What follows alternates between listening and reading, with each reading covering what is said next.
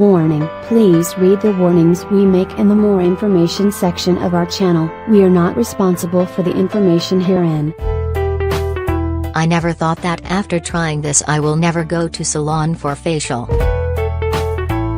People tend to do facial treatment all the time in order to get an instant glow on their face or so prevent saggy skin. We spend a lot of money in these salons and all we get is a lot of hazardous chemicals directly on our skin. Luckily, there is a more natural solution for our skin which you can prepare it in the comfort of your home.